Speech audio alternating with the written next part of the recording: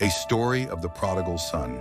He had everything: a loving father, a beautiful home, a future full of promise. But one day he walked away. To chase freedom, he lost everything. But the greatest surprise? What waited for him when he came back.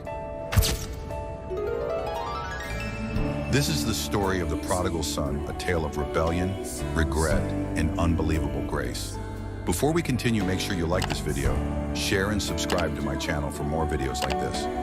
In a quiet village nestled between hills and olive trees lived a wealthy man, a good man, who had 2 sons.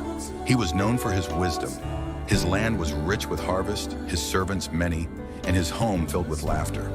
The elder son, strong, disciplined, obedient, worked the fields from sunrise to sunset.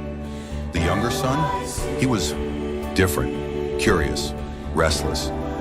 His eyes looked past the hills toward faraway cities. He loved his home, but he longed for more: adventure, freedom, control.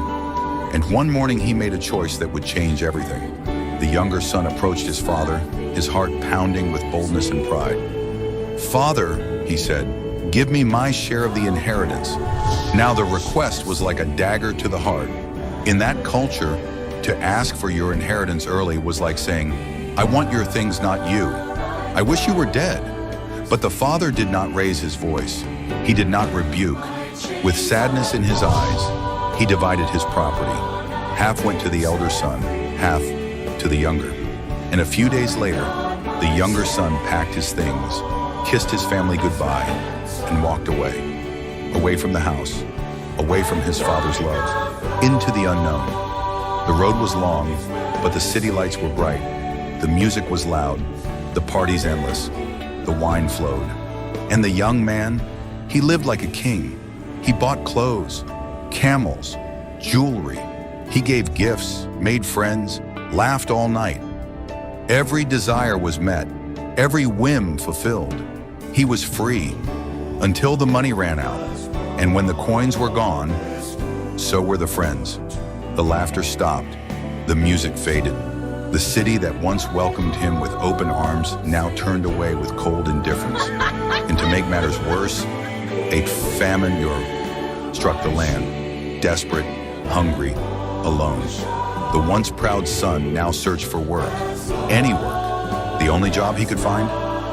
Feeding pigs, unclean animals, disgusting creatures.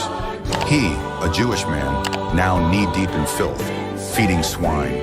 He grew so hungry, he considered eating the pods he fed the pigs.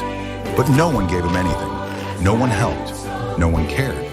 He had reached the bottom, rock bottom, and in that pit of despair, something stirred in his heart. He sat in the mud, tears mixing with dust, hands shaking, and whispered, "Even the servants in my father's house have food to spare, and here I am, starving to death."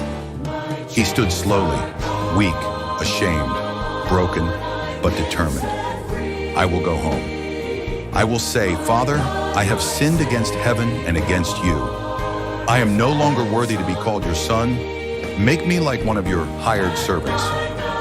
He rehearsed those words over and over as he began the long journey home. Far away on the edge of the fields, a man stood watching. Every morning he looked down the road. Every evening he scanned the horizon. Not a day went by when he didn't pray, "Bring my son home."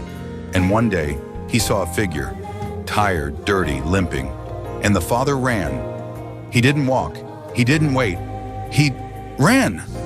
With robes flying and tears falling, he embraced his son, kissed him, held him close.